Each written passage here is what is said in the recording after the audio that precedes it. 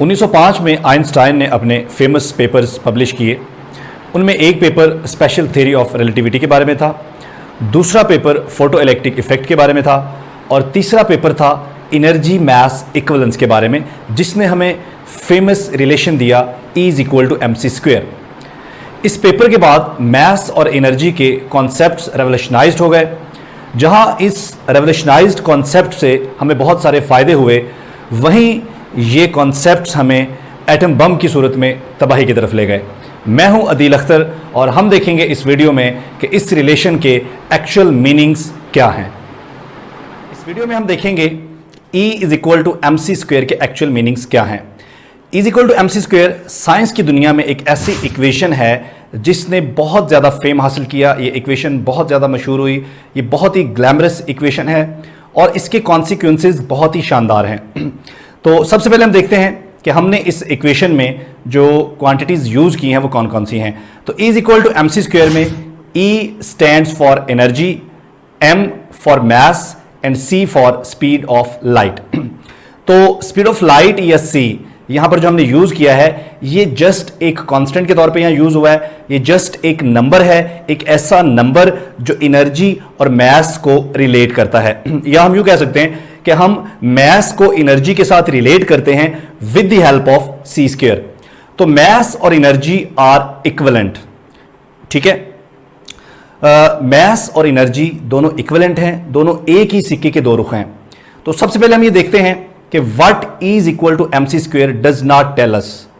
तो हमने ये बहुत सुना है कि E = mc² का मतलब है कि एनर्जी को मास में कन्वर्ट किया जा सकता है, मास को एनर्जी में कन्वर्ट किया जा सकता है। That is totally wrong. ये बिल्कुल गलत है। क्यों गलत है? एक्चुअली क्या होता है कि हमारा जो मास है, हमें पहले ये देखना होगा कि मास क्या है। हमारा जो मास है, मास भी एनर्जी की ही एक शक्ल है, ठीक है। तो जब हम ये कहते हैं कि हम मास को एनर्जी में कन्वर्ट कर रहे हैं, ये टेक्निकली रॉन्ग है, ये गलत है। हम क्या कर रहे हैं? हम एनर्जी की ही एक शक्ल को दूसरी शक्ल में ट्रांसफर कर रहे हैं। तो एक्चुअली हम एनर्जी को एनर्जी में ही ट्रांसफर कर रहे हैं। यहां पर कोई कन्वर्जन नहीं हो रही, हम किसी को कन्वर्ट नहीं कर रहे, हम मास को एनर्जी में कन्वर्ट नहीं कर रहे। हम मास को एनर्जी में तभी कन्वर्ट करें अगर मास डिफरेंट हो, एनर्जी डिफरेंट हो और मास एनर्जी इक्विवेलेंट ना हो। लेकिन ये इक्वेशन बता रही है कि मास और एनर्जी जो है ये इक्विवेलेंट है, ये इक्विवेलेंस प्रिंसिपल है। इसलिए आप क्या करते हो? आप मास को जब एनर्जी में कन्वर्ट करते हो तो आप एक्चुअली कन्वर्ट नहीं कर रहे होते, आप एक टाइप की एनर्जी को, आप एक एनर्जी की शक्ल को दूसरी शक्ल में ट्रांसफर कर रहे होते हो।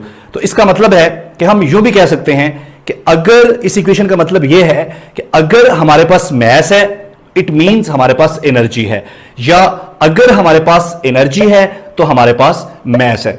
अब इसको ज्यादा अच्छा एक्सप्लेन करने के लिए हम यहां पर एक एग्जांपल ले सकते हैं।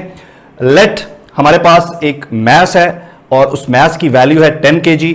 अगर इस इक्वेशन में m की जगह हम 10 पुट करें और स्पीड ऑफ लाइट की वैल्यू पुट करें और इनको मल्टीप्लाई करें तो हमारे पास आंसर आ रहा है 9 × 10⁻17 joule. A huge amount of energy. तो इस इक्वेशन का ये मतलब है कि अगर हमारे पास बहुत थोड़ा सा मास है तो उस बहुत थोड़े से मास में एक ह्यूज अमाउंट ऑफ एनर्जी होती है। तो ये इस इक्वेशन के एक्चुअल मीनिंग्स हैं।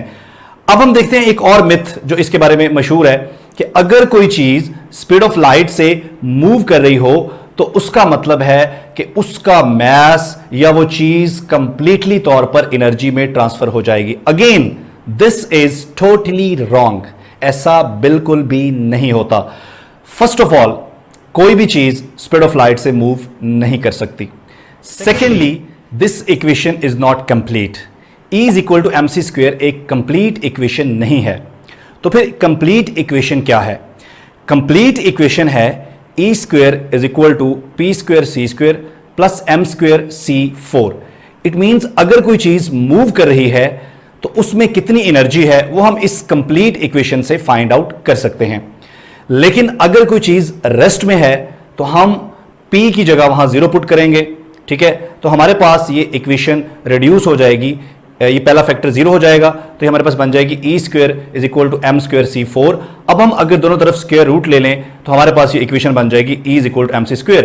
It means this equation is not about motion, इस इक्वेशन का मोशन से तो कोई ताल्लुक ही नहीं है।